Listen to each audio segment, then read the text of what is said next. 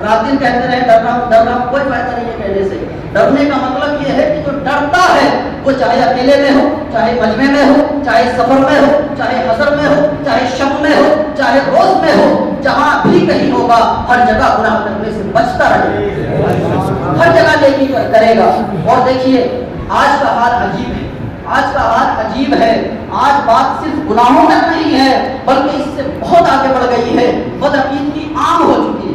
بہت سارے فتنے ہمارے سامنے موجود ہیں. ہمارے سامنے شیعہ بھی ہیں, ہمارے سامنے قادیانی بھی ہیں, ہمارے سامنے اہل حدیث بھی ہیں, ہمارے سامنے دیوبندی بھی ہیں, ہمارے سامنے مہدوی بھی ہیں, ہمارے سامنے چکرالوی بھی ہیں, ہمارے سامنے شکیل بن حنیف بھی ابھی نیا آیا ہے. ابھی پاکستان میں 2 نئے آئے ہیں کہ ان کمبختوں نے بھی اپنے آپ کو نبی ہونے کا اعلان کیا ہے. ہر دن نئے سے نیا فتنہ, ہر دن نئے سے نیا فرقہ جو باطل فرقوں میں سے ہے ہمارے سامنے آ رہا ہے.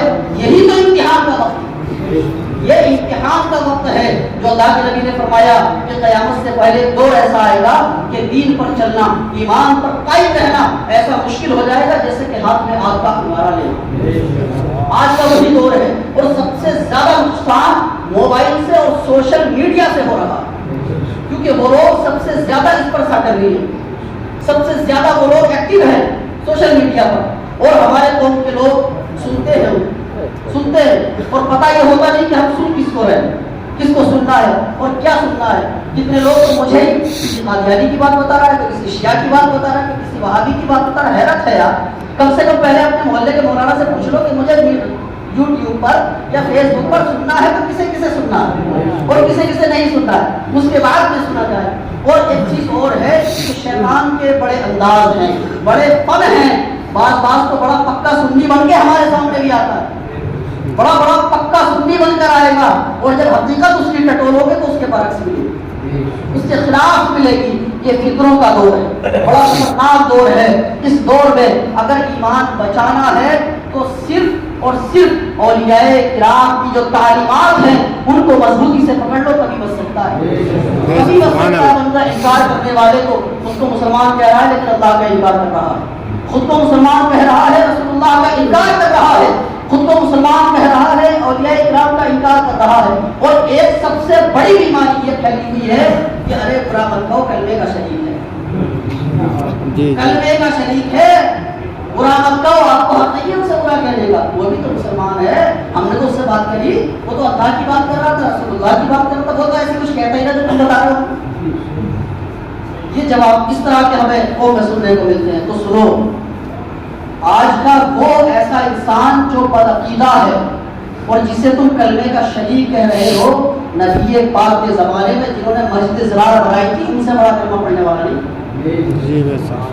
نبی نے جن کو مسجد سے نکالا تھا ان سے بڑا کلمہ پڑھنے والا نہیں ہے. اصحاب کرام فرماتے ہیں کہ ایسی نمازیں پڑھتے تھے وہ لوگ. آج جو کہنا نا کہ سنت نماز پڑھتے ہیں نا, وہی نماز پڑھیں. نماز چھوڑنا بہت بڑا گناہ ہے, اس کی حمایت نہیں کی جا سکتی, لیکن کسی باطل کی اس بات کو دلیل بھی نہیں بنایا جا سکتا کہ وہ نماز پڑھ لی تو اہل حق ہو گیا. اگر کوئی ہندو آ کے بھی مسجد میں نماز پڑھ لے تو کیا وہ مسلمان ہو جائے گا؟ جی نہیں. یہودی پڑھتے ہیں نماز, سنا آپ نے کبھی؟ یہودی نماز پڑھتے ہیں, اذان بھی پڑھتے ہیں, کیا وہ مسلمان ہو جائیں گے؟ بتاؤ.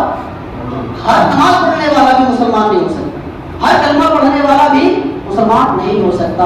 اصحاب کرام فرماتے ہیں کہ ایسی نمازیں پڑھتے تھے کہ صحابہ ان کی نمازوں پر رشک کرتے تھے. یعنی جو صحابی ہیں, جو کنفرم جنتی ہیں, نبی پاک کے در کے ستارے ہیں, وہ صحابہ کہ جنہیں میرے آقا تمام فضائل سے نوازتے تھے, وہ بیان کرتے ہیں کہ وہ لوگ ایسی نمازیں پڑھتے تھے کہ ہم رشک کرتے تھے, ہم خوش ہوتے تھے یار کیا نماز پڑھتے ہیں, کتنا اچھا انداز ہے, کتنی پیاری نماز ہے. اور حضرت عمر فرماتے ہیں کہ جمعے کا دن تھا, جمعے کی نماز کے لیے میں جا رہا تھا, میں نے دیکھا کہ مسجد نبوی شریف کے دروازے پر کچھ لوگوں کی بھیڑ ہے. میں نے سوچا کہ شاید نماز ہو گئی, مجھے آنے میں دیر ہو گئی, ہے. لیکن جب میں نے مسجد کے اندر جا کے دیکھا تو معاملہ کچھ اور تھا کہ اللہ کے رسول صلی اللہ علیہ وسلم ممبر پر تشریف فرما ہے اور نام لے لے کر فرما رہے ہیں, فلاں ابن فلاں اٹھ جا اور باہر نکل جا, تو منافق ہے, اٹھ جا باہر نکل جا, تو منافق ہے. اور صحابہ کیا کرتے ہیں, اٹھتے ہیں, اپنا رومال اپنے کاندھے سے اتارتے ہیں, اس کے گلے میں ڈالتے ہیں, اس کو پھندا بناتے ہیں اور کھچیرتے حدیث کو مجلس سے باہر کر دیتے. آج ہم اگر یہ بات کہہ دیں تو جھگڑا ہو جائے گا, امام صاحب کی امامت ختم ہو جائے گی. اور ہمارے سنیوں کی سنیت اور ایمان کا عالم یہ ہو گیا کہ اپنی ہسٹری کا کچھ پتہ ہی نہیں ہے, کچھ ہوش ہی نہیں ہے. ہاں کیا بتائیں گے؟ اور اس حدیث کو وہ بھی بتاتے ہیں جو اہل حدیث ہے, وہ سب سے زیادہ بتاتے ہیں. وہ کہتے ہیں یار تمہارے اندر تو بڑی سختی ہے, ارے اللہ کے نبی سے سیکھو. جب ہمارے حضور آتے تھے ایک بڑھیا کوڑا پھینکتی تھی, آپ روز نماز کے لیے جاتے تھے, اور جب آپ چلے جاتے تھے کوڑے کو پتہ نہیں کیا کیا, وہ بہت ساری بڑی لمبی کہانی ہے. اور پھر وہ بیمار ہو گئی, سرکار اس کی عیادت کے لیے گئے. بالکل من گھڑت روایت, بالکل من گھڑت, کسی حدیث میں نہیں. حدیث کی کسی کم و بیش 3000 کتابیں ہیں حدیث, کسی کتاب میں موجود نہیں ہے یہ روایت, کہیں سے کہیں تک بھی نہیں. کتنی عجیب سی بات ہے, کتنی عجیب سی بات ہے کہ ایک صحابی رسول حضرت ابو عبیدہ, ان کے سگے باپ نے نبی کی شان میں گستاخی کر دی تھی, تو سر کاٹ کے اور ہاتھ میں یوں کر کے بالوں سے لٹکا کے رسول پاک کی بارگاہ میں لا کے رکھ دیا. جب سرکار نے دیکھا, ارے ابو عبیدہ یہ کیا کیا تم نے؟ ابو عبیدہ بن جراح, کیا کیا تم نے یہ؟ باپ کا سر کاٹ دیا. بولے حضور یہ آپ کی شان میں گستاخی کر رہا. سرکار مسکرائے, تبسم فرمایا, فرمایا یہ خون تمہارے لیے مباح, جائز. تو وہ صحابہ کے جو اپنے باپ کو نہ چھوڑیں, وہ اس بڑھیا کو چھوڑ دیتے. وہ حضور تک کوڑا پھینک رہی تھی روز, اور صحابہ کھڑے کو دیکھ رہے تھے یوں. کیا بے وقوفی کی بات ہے, جو اپنے باپ کو نہ چھوڑا. حضرت ابوبکر صدیق کے والد کہ جب تک ایمان نہ لائے تھے سرکار کی شان میں گستاخی کرتے تھے, ایسا تھپڑ مارا تھا کہ زمین پہ گر گئے, گلا کھا کے زمین پہ گر گئے تھے. اس کے بعد کوئی ایمان لے آئے. بہرحال حضرت ابوبکر صدیق کے تھپڑ نے کام کر دیا. اور جو بھٹکتا ہے نا تو اسے تھپڑوں کی ضرورت ہوتی ہے. میری شریف بات تھا. آج کل ہماری قوم کیوں بہک رہی ہے معلوم ہے؟ وہ ایسے اعتراضات رکھتے ہیں لا کے سنیوں کے سامنے, دیوبندی بھی وہابی بھی, اور سنی سوچتا ہے یار واقعی میں مولانا سے جواب دیا نہیں گیا. ارے جواب تو آپ سے 100 سال 150 سال 2 سال پہلے دیے جا چکے ہیں, سارے کتابوں میں لکھے ہوئے ہیں, لیکن وہ ملائک ان کو پڑھتے ہی نہیں ہیں. پڑھتے اس لیے نہیں ہے کہ انہیں وہ مانتے ہی نہیں ہیں. اور ایک چیز دیکھو, آپ جتنے یہاں بیٹھے ہیں کوئی مجھے یہ نہیں کہہ سکتا کہ کوئی دیوبندی تھا, وہابی تھا, وہ سنی ہو گیا. بلکہ یہ ضرور بتاؤ گے کہ وہ سنی تھا, وہ وہابی ہو گیا, وہ سنی تھا, وہ دیوبندی ہو گیا, وہ سنی تھا, وہ اہل. کیوں سنیوں میں سے ہی کیوں ہو رہا ہے؟ کیونکہ شروع سے سنی تو تھے, اس لیے تو سنیوں میں سے جا رہا ہے. یہ تو اب آئے 200 سال کی پیداوار ہے, اور کتنے لوگوں کا ایمان لوٹ رہے ہیں. ہمارے لوگوں کی کھوپڑیاں عقلیں ختم ہو گئی, پتہ نہیں کہاں چلی گئی, نہ کچھ ہوش ہے نہ سمجھ ہے. اس لیے آج کا دور بڑا خطرناک دور ہے. اپنے ایمان کو ہر اعتبار سے بچانا ہے, باطل فرقے والوں سے بھی بچانا ہے, بد عملوں سے بھی بچانا ہے, بد عملی سے بھی بچانا ہے. اللہ کے خوف کو ہر وقت اپنے دل میں رکھنا ہے. نہ سب عالم ہو سکتے ہیں, نہ سب ولی ہو سکتے ہیں, نہ سب عالم ہو سکتے ہیں, نہ سب ولی ہو سکتے ہیں, نہ سب ڈاکٹر ہو سکتے ہیں, نہ سب انجینئر ہو سکتے ہیں, نہ سب کوئی کاریگر ہو سکتے ہیں, نہ سب امام ہو سکتے ہیں. سب کا سسٹم الگ الگ ہے, لیکن شریعت کے لیے جو حکم عالم کے لیے ہے وہی غیر عالم کے لیے بھی ہے. مولاناؤں کو جتنا شریعت پر عمل کرنا ضروری ہے, غیر مولاناؤں کو بھی اتنا ہی عمل کرنا ضروری ہے. آج ہم اور آپ دیکھ رہے ہیں ہمارے سامنے کیا کیا مشکلات ہیں, کس کس طرف سے ہم گھرے ہوئے ہیں کہ کہیں سے کسی طرح کا حملہ, کہیں سے کسی طرح کا حملہ. سب نتیجے ہماری بدعمالیوں کے ہیں. اللہ نے قرآن میں فرمایا تمہیں جو مصیبت پہنچتی سب تمہارے ہاتھوں کا کیا ہوا ہے, سب تمہارے ہاتھوں کا. اللہ کے رسول فرماتے ہیں کہ جو دنیاوی بادشاہ ہوتے ہیں ان کا دل اللہ کے اختیار میں ہوتا ہے, اور اللہ کے بندوں کا دل جب سخت ہو جاتا ہے, بدعمالی پر اتر جاتے ہیں, تو اللہ اس بادشاہ کے دل کو اس قوم کے لیے سخت کر دیتا ہے. اگر ہم اپنے عمل پر صحیح آ جائیں گے تو آج کے حاکم بھی ہمارے لیے یہی موم بن جائیں گے, یہی موم بن جائیں گے. ہمارے خود کے حالات خراب ہیں, بڑے برے حالات ہیں, بڑے برے حالات ہیں. بس کچھ پوچھو مت, شادیوں میں رنڈیاں ہماری قوم کے لوگوں کے یہاں نچ رہی ہیں, شادیوں میں ڈی جے ہمارے لوگوں کے یہاں بجتے ہیں, شادیوں میں ناچ گانے ہمارے لوگوں کے یہاں ہوتے ہیں, شادیوں میں مہندی لگانے کی ناجائز رسم ہمارے یہاں ہوتی ہے, شادیوں میں زیادہ جہیز دینا اور لینا جس کے لیے فرما دیا گیا الراشی والمرتشی کلاہما فی النار, جو رشوت کے دائرے میں آتا ہے. اللہ کے نبی نے فرمایا کہ جو رشوت دینے والا ہے اور رشوت لینے والا ہے دونوں جہنمی ہیں. اور شادیوں میں جو جہیز لیا اور دیا جاتا ہے جتنا ضرورت سے زیادہ ہے, ضرورت سے زیادہ کیا کیا ہے؟ کھانے پینے کے برتن, سونے کا بستر, بس یہ ضرورت ہے. اس کے اوپر جتنا بھی ہے تم 1 کروڑ خرچ کر دو کہ 1 ارب خرچ کر دو, وہ تمہیں جہنم میں لے کے جائے. تمہاری سوچ ختم ہو سکتی ہے, زمین پھٹ سکتی ہے, آسمان گر سکتا ہے, لیکن نبی کا فرمان بھی بدل سکتا ہے. فرما دیا حق ہے، حق رہے گا، شک و شبہ کی گنجائش نہیں۔ اور یہ حالات کس نے بنائے؟ ہم نے بنائے۔ ہماری قوم کے لوگ آپ دیکھو جا کے ابھی مراد آباد میں دیکھ لو، 40 سال کی لڑکیاں بیٹھی ہیں، غربت کی وجہ سے شادی نہیں ہوئی۔ کیوں؟ کیونکہ کوئی آتا ہی نہیں بغیر جہیز کے انہیں لے لے پاتا۔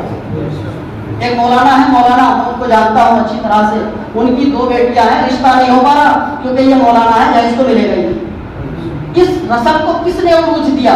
ہماری قوم نے، جبکہ ہمارے نبی نے فرمایا تھا نکاح کو اتنا آسان بنا لو کہ زنا مشکل ہوتا ہے۔ اور آج زنا کتنا آسان ہو گیا، ابھی 1000 روپے تو جا کے زنا کراؤ، اور نکاح کے لیے 20 لاکھ روپے چاہیے، 1 کروڑ روپے چاہیے۔ اس کا ذمہ دار کون؟ ہم اور آپ، سب اس کے ذمہ دار۔ نہ ہی بیٹی والا کم ہے، نہ بیٹے والا کم ہے۔ وہ لینے کے لیے حلق پھاڑتا ہے، وہ دینے کے لیے چھوڑی اپنے دام اپنے ہاتھ کو لے ہوئے کہ لے جا لے جا لے جا، اور جو اصل حق ہے وہ ہمیں یاد نہیں۔ بیٹی کا حق یہ نہیں ہے کہ ہم اسے جہیز دیں، بیٹی کا حق یہ نہیں ہے کہ ہم مہنگی شادی کریں، بیٹی کا حق یہ نہیں ہے کہ ڈھیر سارا ہم سے زیور دے دیں، بلکہ بیٹی کا حق یہ ہے کہ جو ہماری پراپرٹی ہے اس میں سے اسے حصہ دیں۔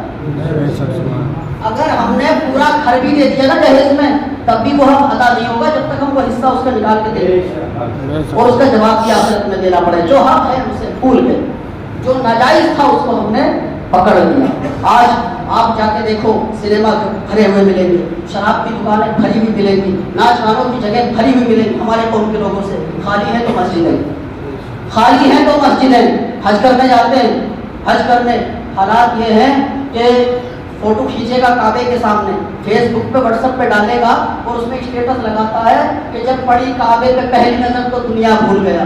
دنیا بھول گیا تو نہ لائق فوٹو کھینچنا نہیں بھولا، اور اپنا فوٹو زمانے کو دکھانا بھی نہیں بھولا۔ اور کتنوں کو میں نے ایسا دیکھا کہ روزے رسول کی طرف معاذ اللہ پیٹ ہوتی ہے اور فوٹو کھینچواتے ہیں یہ دکھانے کے لیے کہ دیکھو نبی کی بارگاہ میں آیا ہوں۔ ارے وہ بارگاہیں ہیں کہ حضرت بایزید بستامی عظیم بزرگ اللہ کے عظیم ولی کہ آپ کے زمانے میں سنا گیا فلاں صاحب پہنچے ہوئے، اتنے پہنچے ہوئے کہ جہنم میں پہنچے، اور حضرت بایزید بستانی کی زبان جسے جہنمی کہتے کوئی طاقت نہیں ہے کہ ہم اسے کاٹ دیں، کیونکہ آپ کی زبان وہ ہے کہ جیسے بھی مولانا محبوب کہہ رہے تھے کہ زبان ولی کی ہوتی ہے لیکن آواز اللہ کی ہوتی ہے، آواز اللہ کی ہوتی ہے۔ ہاں تو یہ وہ بارگاہ ہے میرے آقا کی بارگاہ، میرے آقا کی بارگاہ کے جہاں حکم ہے۔ آج کل ہم کیا کرتے ہیں، بڑی بے ادبی سے جاتے ہیں، جبکہ اصل حکم یہ ہے کہ جب سرکار کے دیار میں داخل ہو جائیں تو اپنی نظریں ہم اتنی بھی اونچی نہ کریں کہ آپ کی گنبد پر بھی نظر پڑے۔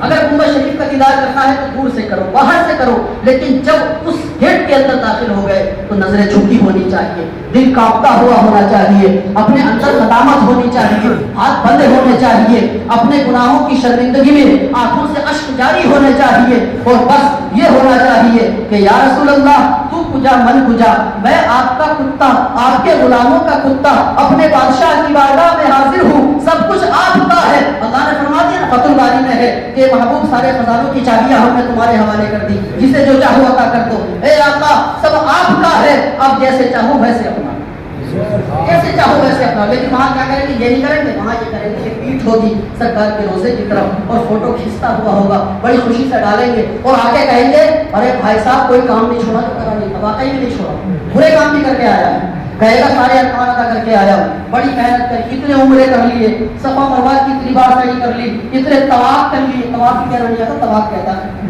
طواف بھی کہنا نہیں آتا ہے، برے حال ہے۔ بہرحال اللہ تعالیٰ ہمیں پہلے مجھے پھر آپ کو سب کو ہدایت عطا فرمائے، شریعت پر چلنے کی توفیق عطا فرمائے، اور ہمارے دل میں ہر وقت خوف الہی ہونا چاہیے، ہر وقت عمل کا دین کا جذبہ ہونا چاہیے۔ میں بھی تو آپ کے سامنے بات تعریف کے لیے، میں تعریف کے لائق ہوئی ہی نہیں، میں بھی آپ کے سامنے، میں بھی اسی بستی کا رہنے والا ہوں، اور اللہ کے فضل سے زندہ بھی، اللہ کے فضل سے زندہ بھی، اور میرا اصول یہ ہو گیا ہے، صاف سی بات ہے، ساری دنیا چاہے تعریف کرے مجھے خوشی نہیں ہوتی، اتنی تعریف کوئی کرتا رہے مجھے خوش نہیں ہوتا کسی کی تعریف سے، ساری دنیا میری برائی کرتے رہے میں غمگین نہیں ہوں، مجھ پہ کوئی فرق نہیں پڑتا، لوگ چاہے تعریف کریں، لوگ چاہے برائی کریں، یہ دنیا فانی ہے، اس دنیا کے لوگ فانی ہیں، اس دنیا کی تعریفیں اور برائیاں فانی ہیں، کوئی فرق نہیں پڑتا، ہمیں وہ کرنا ہے کہ جو اللہ اور اس کے رسول کو راضی کرے۔ ساری دنیا ناراض ہو جائے کوئی فرق نہیں پڑتا، مولانا اشرف کو دعوت کو کوئی نہیں بلائے گا مت بلاؤ, مولانا اشرف سے کوئی سلام کلام نہیں کرے گا مت کرو, مولانا اشرف کی طرف کوئی نہیں دیکھے گا مت دیکھو, کوئی فرق نہیں پڑتا, کوئی فرق نہیں پڑتا, کیونکہ مجھے اس دنیا کو راضی نہیں کرنا ہے, مجھے اللہ کو راضی کرنا ہے. کسی کو برا لگے ہم وہ کہیں گے جو حق عمل کرتا ہے اس کا فائدہ, نہیں کرتا ہے ہمارا کوئی نقصان اس کا. اس بستی میں سمجھتا ہوں کہ یہ ایک مسجد ایسی ہے کہ جس میں بد عقیدہ کی پورے طور پر 100% نو انٹری. بڑی کھلی ہوئی بات ہے, بڑی کھلی ہوئی بات ہے. کئی بار ایسا ہوا, ہماری تو ضرورت ہی نہیں پڑتی الحمدللہ. یہاں جو نماز پڑھنے والے نمازی وہ اتنے پرفیکٹ ہو گئے کہ وہ خود ہی منع کر دیتے ہیں, وہ خود ہی منع, جیسے کہ صحبت میں رہے گا ویسا بنے گا. ذکر کرنے والوں کے پاس خالی بیٹھ بھی جاؤ گے تب بھی فضیلت پاؤ گے. حضرت امام شافعی جن مولانا کو لوگ بے وقوف سمجھتے نا, سوچنے والے ملا جی کیا جانتا ہوگا. حضرت امام شافعی فرماتے ہیں اگر عقل مند بننا ہے تو علماء کے پاس بیٹھنا شروع کر دیں. ہاں, یہ حضرت امام شافعی کا قول ہے, کسی عام امام کا نہیں, جو اماموں کے بھی امام ہیں. ائمہ اکرام میں سے ایک امام, امام اعظم کے بعد بڑے امام ہیں حضرت امام شافعی. آپ فرماتے ہیں اگر عقل مند بننا ہے تو علماء کی صحبت اختیار کرنی. تو بہت سی بار ایسا ہوا, ارے وہ تو اللہ کا گھر ہے, عبادت کی جگہ ہے, کیوں بتا دیا. ابھی کچھ دن پہلے میرے پاس فون آیا, بڑے ذمہ دار, میں سمجھتا ہوں گاؤں کے سب سے ذمہ دار شخصیت تھا. بولے اتنی سختی بہتر نہیں ہے, لوگ برا کہیں گے, ان کے کیا فرق پڑتا ہے, کرنے نا کہنے تو برا, کیا فرق پڑتا ہے, لوگ برا کہیں گے. میں یہ سوچ کے اللہ کی نافرمانی کرتا, جب مجھے موت آئے گی تو وہاں پر راحت مجھے لوگ دیں گے یا اللہ؟ میں قبر میں جاؤں گا وہاں سکون لوگ دیں گے یا اللہ؟ میں حشر میں جاؤں گا تو میرا حشر اچھا لوگ کریں گے یا اللہ؟ اور جب یہاں سے چلے گئے تو دوبارہ آ نہیں سکتا لوٹ کے, آئے گا ہی نہیں. تو میں اس چھوٹی سی زندگی کے لیے کچھ بھروسہ بھی نہیں کہ کب ختم ہو جائے, کسی کی بھی زندگی کوئی اعتبار نہیں. اللہ کو ناراض کر دوں, اللہ کے نبی کو ناراض کر دوں. آج میں کسی صرف دیوبندی وہابی بدعقیدہ نہیں ہے, شیعہ بھی بدعقیدہ ہے, چکرالوی بہادری بے شمار ہے, سورہ کلی سب سے بڑا بدعقیدہ ہے. سورہ کلی وہ ہے جو دیوبندیت پر آنکھوں کو بند کر لے, وہابیت پر زبان کو خاموش کر لے, وہ سورہ کلی. بس سیدھی سی بات یہ ہے, سمجھ رہے نا. تو ان چیزوں کو خالی اس لیے کہ لوگ مجھے مولانا کہتے رہیں, لوگ مجھے سلام کرتے رہیں, لوگ میری دعوتیں کرتے رہیں, لوگ مجھے پوچھتے رہیں, مجھے بلاتے رہیں, مجھ سے مسافہ کرتے رہیں, میں اس لیے اتنا بڑا کام کر جاؤں کہ میری آخرت کی تباہ ہو جائے, میں ایسا کبھی نہیں کر سکتا, کبھی نہیں کر سکتا. ہم اپنی جان دے سکتے ہیں لیکن اپنے ایمان سے سودا نہیں کر سکتے, کیونکہ ہم وہ ہیں کہ جن کے سردار حضرت امام حسین. یزید کافر نہیں تھا, یزید تو وہابی بھی نہیں تھا, یزید تو دیوبندی بھی نہیں تھا, نہ ہندو تھا, نہ عیسائی تھا, نہ سکھ تھا, وہ بھی تو مسلمان تھا, کلمہ پڑھتا تھا. لیکن بیعت کیوں نہیں کی تھی حضرت امام حسین نے؟ کیونکہ خلاف شرع, وہاں صرف خلاف شرع ہونے کی بنا پر, بدعملی کی بنا پر ہمارے امام نے, نواسۂ رسول نے, جنتیوں کے سردار نے, سمجھ رہے نا, کس کے سردار؟ جہنمیوں کے نہیں, جنتیوں کے. اور اپنے سردار کے راستے پر وہی چلے گا جو اس کا سچا والا غلام ہوگا, جو سچا سپاہی ہوگا. اور سردار جنتیوں کے ہوں گے, اور جنتی وہ ہوگا جو اپنے سردار کی ہر بات کو مانے گا, کیونکہ وہ دنیاوی سردار نہیں ہے, وہ جنتی سردار ہے. اور کسی کے عام باپ نے نہیں, بلکہ کائنات کے تاجدار, کائنات کے بادشاہ نے, حضرت فاطمہ کے پاک والد گرامی نے انہیں جنتیوں کا سردار بنایا. سبحان اللہ. ہاں, تو بدعملی کی بنا پر, گناہ کی بنا پر امام حسین نے یزید کے ہاتھ پر بیعت نہیں کی تھی. تو آج ہم بے ایمانی اور بد مذہبی کی بنا پر کسی کے ہاتھ میں اپنا ہاتھ کیسے دے سکتے, کیسے دے سکتے؟ ارے ان لوگوں کے ہاتھ نہیں کانپتے جو بد مذہبوں کے ہاتھوں میں اپنا ہاتھ دیتے ہیں. تو بد مذہبوں سے مسکرا کر پیار سے بھائی بھائی محبت سے باتیں کرتے, بھائی بھائی بولتے.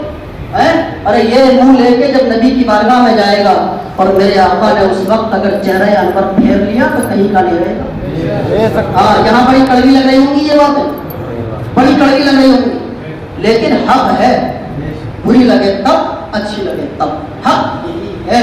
برا لگے تو لگے, اور حق شاخ گزرتا ہے, حق شاخ سخت گزرتا ہے ان پر کہ جو بے ایمان ہوتے ہیں، جن کے ایمان میں کمی ہوتی ہے، اور صفیں دو ہوتی ہیں، بس سیدھی سی بات یہ ہوتی ہے، صفیں دو ہوتی ہیں، ایک طرف ابو جہل کی ہے، ایک طرف محمد مصطفیٰ کی ہے۔ اب یہ چناؤ آپ کو کرنا ہے کہ آپ کو رسول پاک کے اس کی صفوں میں کھڑا ہونا ہے، آپ کے غلاموں کی، یا ابو جہل والی صفوں میں جانا۔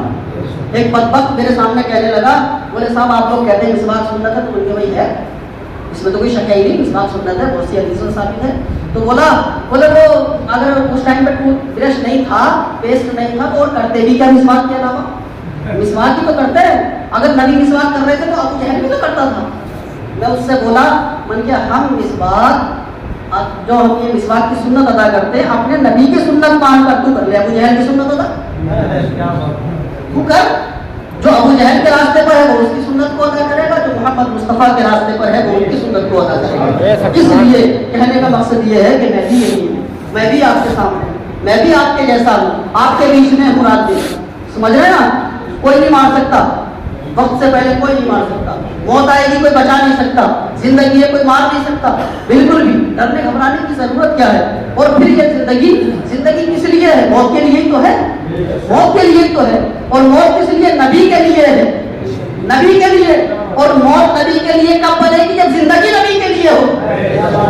اگر زندگی نبی کے لیے نہیں تو موت بھی نبی کے لیے نہیں، جیسا کرو گے ویسا بھرو گے، مکہ فاتحہ پر حق ہے، حدیث میں ہے، جیسی زندگی جیو گے ویسے ہی موت پاؤ گے، اور جیسی موت پاؤ گے ویسے قبر سے اٹھائے جاؤ گے۔ اس لیے ضروری ہے کہ اپنے آپ کو سنبھال لینا چاہیے، اپنے دلوں کو، اپنے دماغوں کو کھول لینا چاہیے، اور مضبوطی کے ساتھ اہل سنت والجماعت پر۔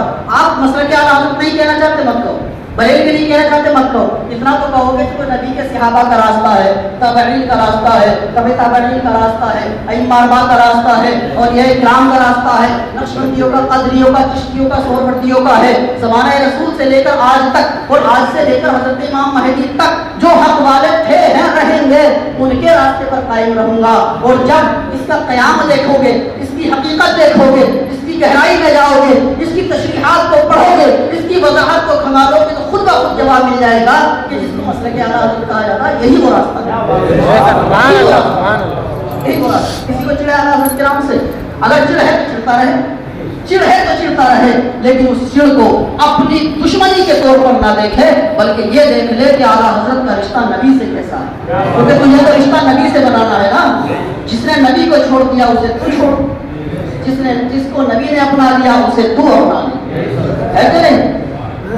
دشمنی بھی اللہ کے لیے، محبت بھی اللہ کے لیے، دشمنی بھی رسول اللہ کے لیے، دوستی بھی رسول اللہ کے لیے۔ اپنا یہی اصول ہے اور اسی پر چلنا ہے۔ اور ایک چیز اور ہے، یہاں بہت سے لوگ ایسے ہیں جو میرے مریدین ہیں، یہاں سے باہر بھی ہیں، اکثر میں یہ بات کہتا ہوں، برجستہ علن اعلان آج بھی کہہ رہا ہوں، میری زندگی میں بھی، میری زندگی کے بعد بھی، جب تک بھی میرا کوئی بھی مرید زمین پر رہے گا، میرا کوئی بھی مرید اگر کسی بدعقیدہ کی، دیوبندی کی، وہابی کی، کسی بھی بدعقیدہ کی بیٹی سے اپنا نکاح کرتا ہے، یا اپنے بچے کا نکاح، اپنی بیٹی یا بیٹے کا نکاح دیوبندی کے یہاں سے کرتا ہے اپنی رضامندی سے، تو وہ میری مریدی اور سلسلے سے خارج ہے۔ یہ میرا اعلان نیا نہیں، بہت پہلے سے، اور آج بھی انشاءاللہ رہے گا، اسی پر قائم رہنا ہے۔ ہمیشہ عاجزی، انکساری، دماغ کو نیچا رکھنا، اور اپنے دل میں آقا کی غلامی کو رکھنا، تکبر سے دور رہنا، لالچ کو قریب نہ آنے دینا، تعریفوں سے دور رہنا، نام شان کو قریب نہ آنے دینا، خواہشات اور ذائقوں سے دور رہ جانا، اللہ کے خوف کو دل میں رکھنا، شریعت کی مکمل پابندی، مسئلہ سیکھو تو پورا سیکھو، بتاؤ تو پورا بتاؤ، حق نہ چھپاؤ، جو حق چھپاتا ہے اللہ نے اس کے دل کو قلب اعمی کہا ہے، یعنی اندھا دل۔ اس لیے اگر بتانے کے لائق ہو تو مسئلہ بتاؤ، اور بتا رہے ہو تو پورا بتاؤ، نہیں ہو مت بتاؤ، کہہ دو کہ فلاں مولانا سے جا کے پوچھ لو، پورا عمل کرو، اللہ کے فرمان پر عمل کرو، قائم ہو جاؤ۔ یا ایھا الذین آمنوا ادخلوا فی السلم کافہ، اے ایمان والو پورے کے پورے اسلام میں داخل ہو جاؤ۔ وما علینا الا البلاغ۔